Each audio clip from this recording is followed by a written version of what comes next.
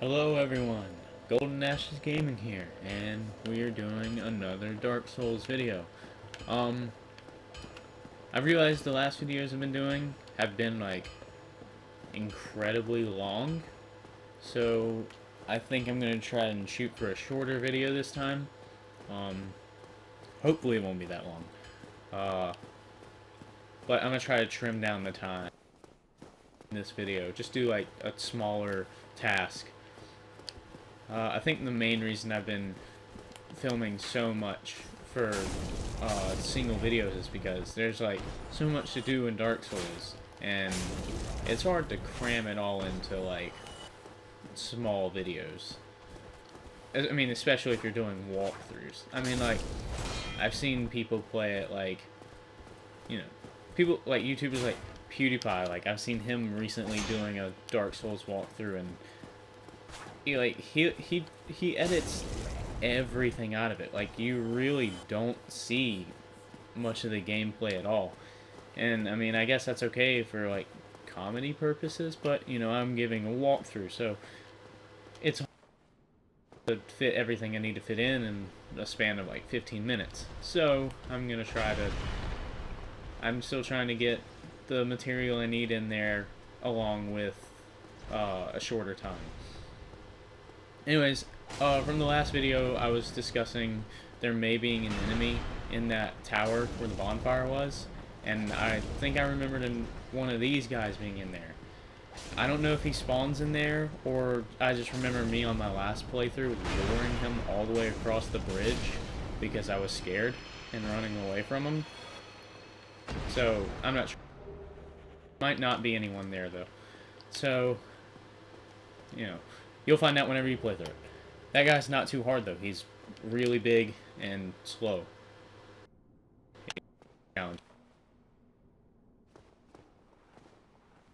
At you if you get too close. I don't know why he's not doing anything right now. I'm not complaining. Just try to get some distance on him, though. This elevator right here, right, shrine. But that's not what you need right now, so do not worry about it. It'll just take you out of the way. Staircase, once again.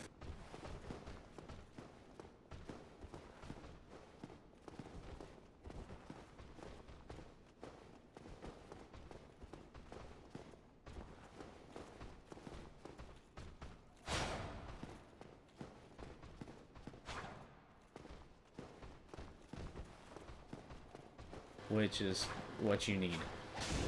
Alright, so way to fight those guys, just sidestep all their attacks and try to get behind them the best way, or as best as you can.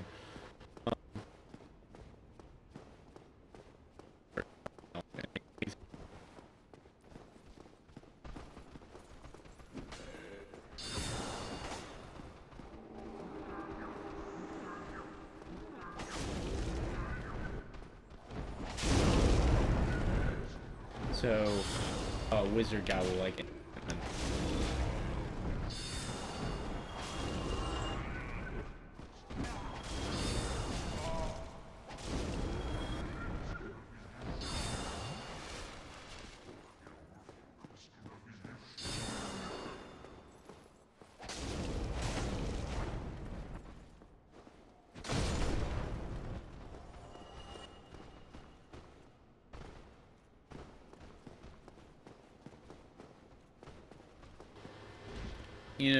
It shouldn't be.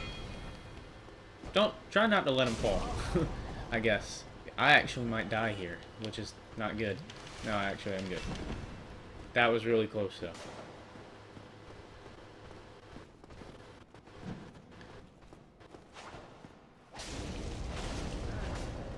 And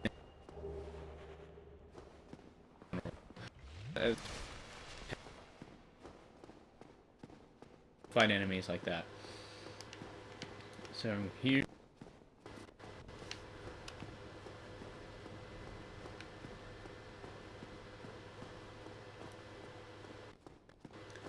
this part that we're getting to in a moment, Actually, I guess I'll just explain whenever we get there. Go and get that soul. Soul, a big help. If, say you get to a bonfire and you're just a couple souls short of leveling up, use a couple souls, and that'll actually get you where you need to be. You know, they're just help boost your.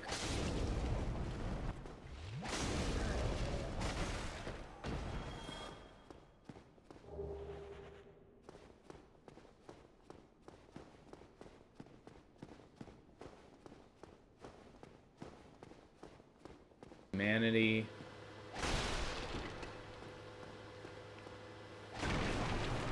Let's see what's in here. See if he drops anything. Alright, yeah, so humanity, really good. You want to go ahead and get that. Let's see. Okay, can't do anything with that door. I can destroy this one though.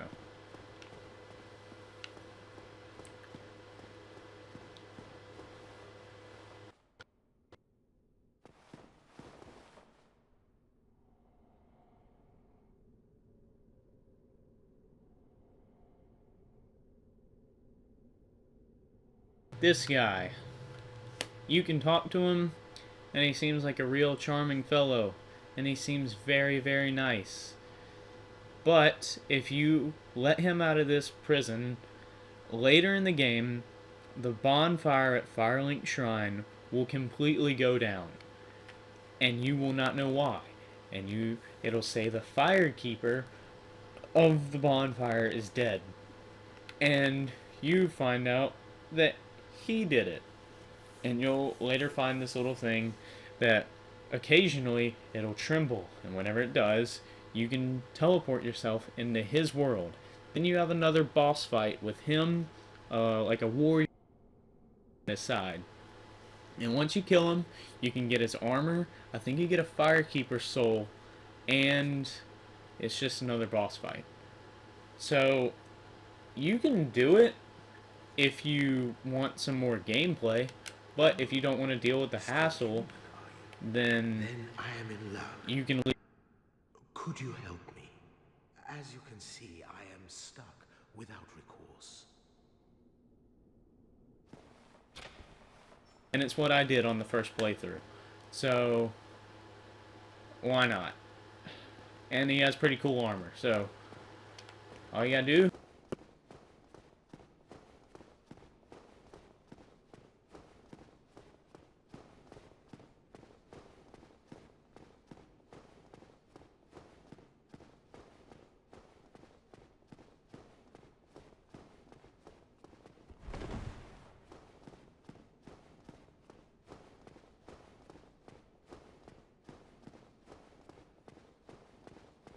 Out, but I promise you that bonfire being is a huge pain in the butt later in the game, so I'm excited for that.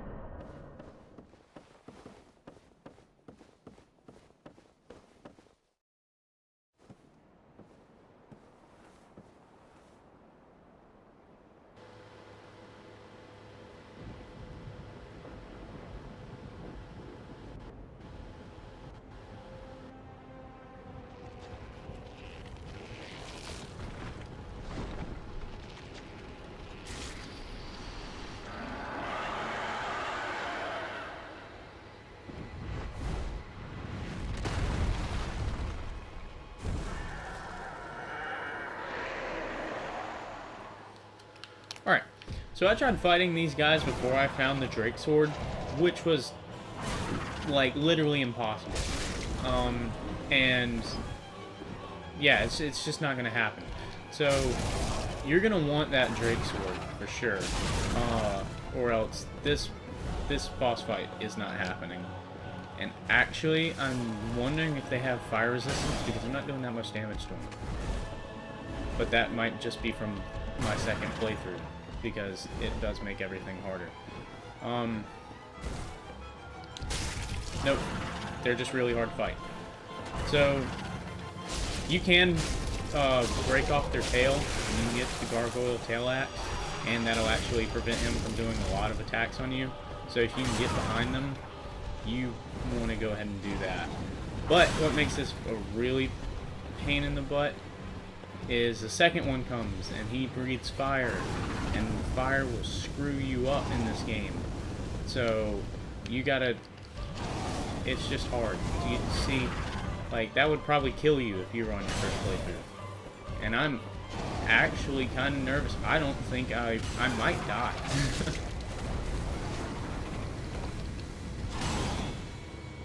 Alright.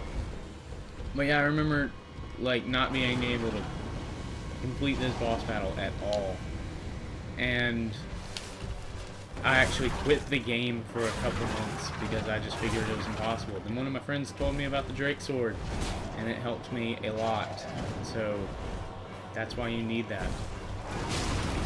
And oh my god.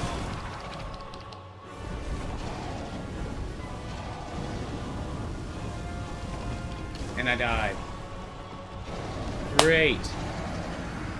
So you see what I mean? This isn't an easy boss battle at all. So yeah. Alright, so now I'm going to show you another thing that can help you out.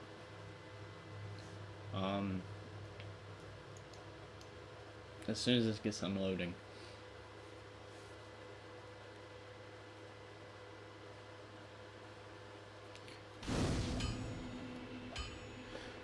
Alright. This is where humanity comes into play. While you're at your bonfire, you're going to want to crush some humanity. Then you want to go to reverse hollowing. What this does is this actually makes you human for a bit. You can see my zombie hands have become actually human hands. And whenever you reverse hollowing, that helps a lot. Another trick you can do with humanity. Crush one, and you can kindle the bonfire.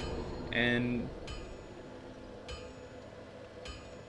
well, I guess you can't kindle this bonfire. I've actually already done it. Never mind. That's why.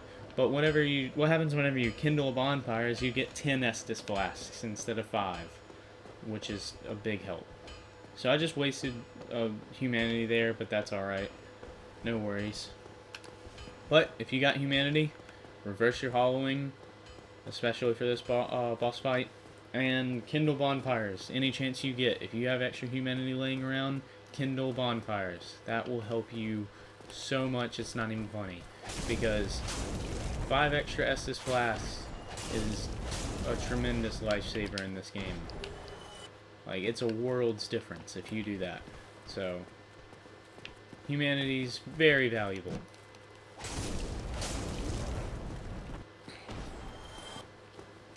I don't know why I pick up everything I see, because I know it's going to be worse than everything I have. Alright, summon stones. I can summon a player into my world, but I'm definitely not going to do that.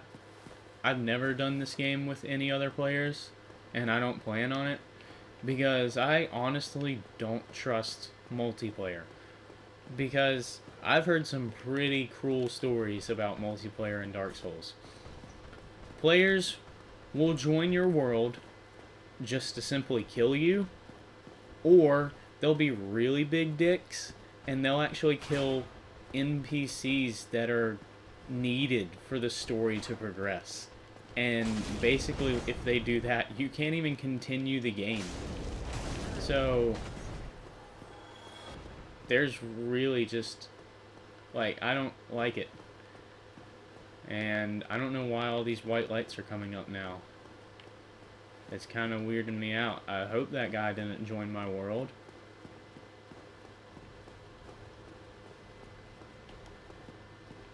Alright.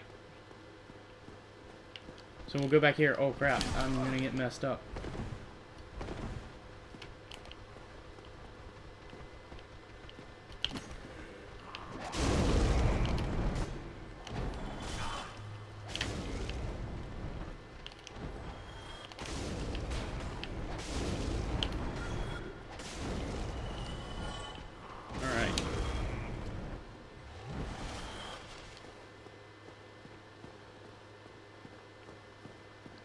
So we're gonna go back up here to fight the gargoyles.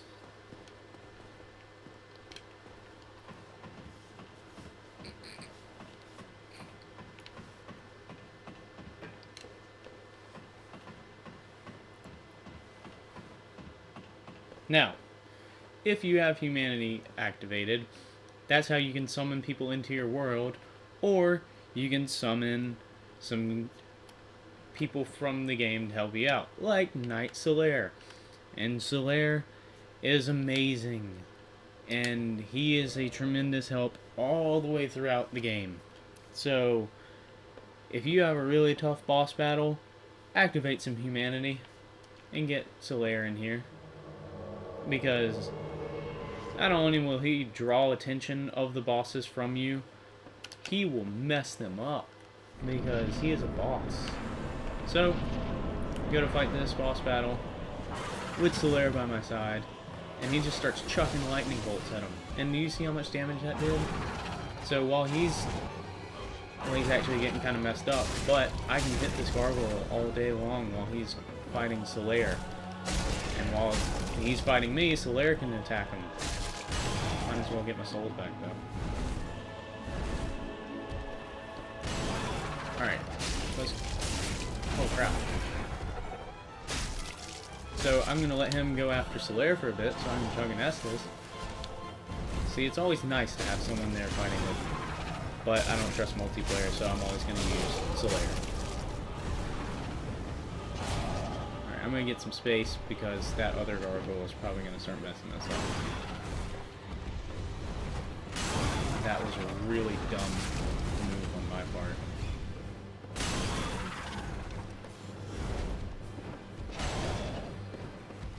Alright, they're focused on Solaire.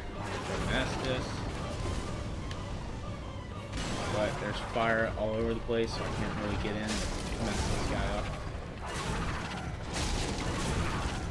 Dang it. Alright, so one's down. Awesome.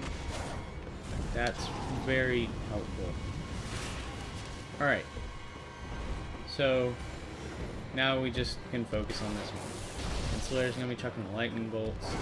And basically, while this guy's breathing fire, you can just get in beside him and hit him no problem.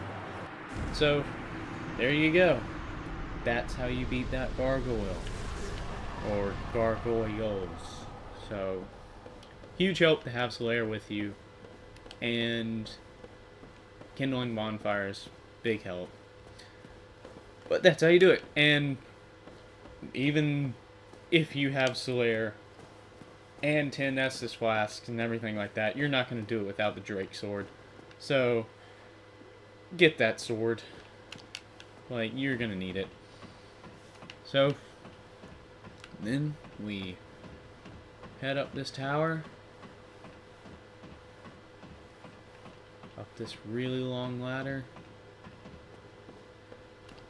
I'm gonna read some notes. Happiness.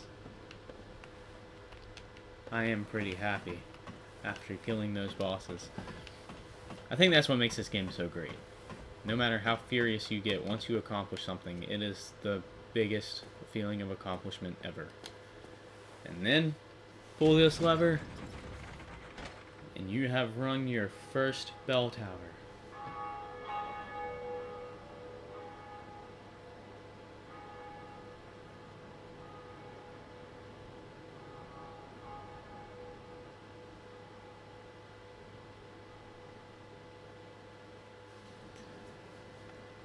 And I believe that that will be it for this episode of Dark Souls, because I told you I was going to keep this one short, and that was short and simple. So there you go.